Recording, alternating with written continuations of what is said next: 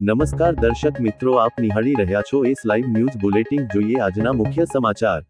મુખ્યમંત્રીશ્રીએ દાદાના આશીર્વાદ લીધા અને રથનું પૂજન કરી રાજ્યના નાગરિકોની સમૃદ્ધિ અને સુખાકારી માટે પ્રાર્થના કરી।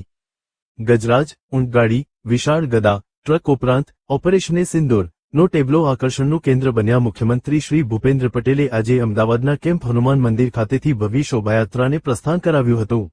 આ પ્રસંગે મુખ્યમંત્રીશ્રીએ હનુમાન દાદાની પૂજા અર્ચના કરી રાજ્યના નાગરિકોની સમૃદ્ધિ અને સુખાકારી માટે પ્રાર્થના કરી હતી।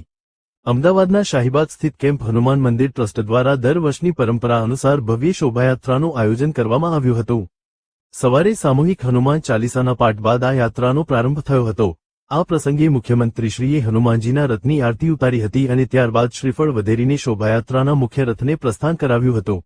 ઉલ્લેખનીય છે કે શોભાયાત્રામાં ગજરાજ, ઊંટગાડી, વિવિધ ટ્રક, ઓપરેશન સિંદૂર ના ટેબ્લો, વિશાળ ગદા, ભજન મંડળીઓ સાથે મોટી સંખ્યામાં ભક્તો જોડાયા હતા। યાત્રાના રૂટ પર ઠેર ઠેર રથયાત્રાનું સ્વાગત કરવામાં આવ્યું હતું। આ પ્રસંગે કેમ્પ હનુમાન મંદિરના પ્રમુખ સુધીરભાઈ નાણાવડી, એડીસી બેંકના ચેરમેન અજયભાઈ પટેલ, મંદિરના અન્ય ટ્રસ્ટીઓ તેમજ વિશાળ સંખ્યામાં ભાવિકો ઉપસ્થિત રહ્યા હતા।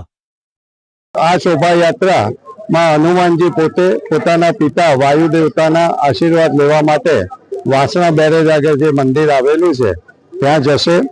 આ શોભાયાત્રા રસ્તામાં 45 થી 50 જગ્યાએ ઊભી રહેશે અને ત્યાં પણ લોકો રહેતા હોય એ લોકો એમનું સ્વાગત કરશે, એમને પણ પ્રસાદ આપવામાં આવશે। આ એક પરંપરા છે અને તેઓ વાયુ દેવતાની પોતાના પિતાની પરવાનગી લેશે કે આવતીકાલે હનુમાનજીનો જે જન્મદિવસ છે એની ઉજવણી કરવા માટેની એ પરવાનગી માગશે અને સાંજે 5 વાગે આ જ રીતે આ શોભાયાત્રા પાછી આવશે।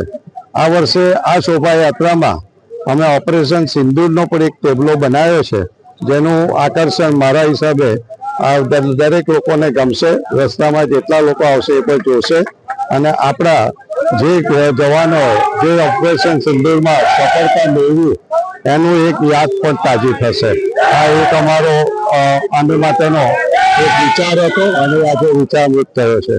અમારા ભૂપેન્દ્રભાઈ પટેલ સાહેબે આ શોભાયાત્રાને પોતે લીલી ઝંડી ની શરૂઆત કરાવી ચૂક્યા છે।